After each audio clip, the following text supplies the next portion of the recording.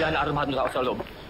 Yung suspect may isang barel, pero nandun si Gerald. Iniwan ko siya ng barel para maprotektahan yung iba. Ilan ba ang umatake? 3. Si Betsy, si Susan at yung kasabot niya.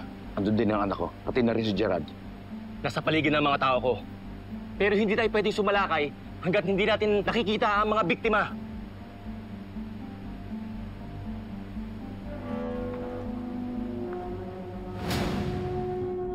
Gina! Diyos ko, ang anak ko! Huwag kayong maputok! Hold your fire!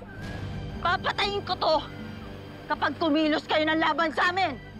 Susan, tigil mo na yan. Balik mo na sa akin ang anak ko. Gago!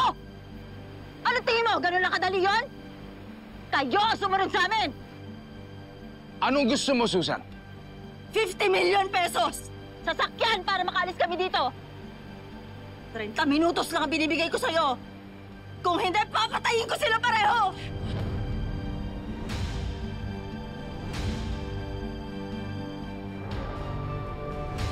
Inuulit ko, Robert!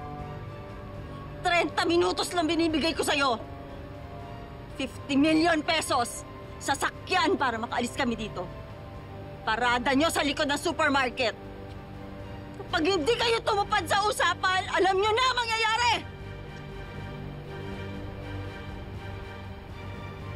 Pasok mo rin sa loob. Susan!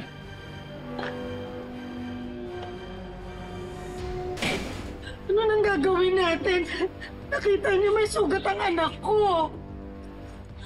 Chief, hindi ako naibigay ang lahat ng gusto niya. Desperada na itong si Susan, wala na siyang kinikilala. Magpapatawag ako ng negotiator. He will help us para makapag-nego dyan.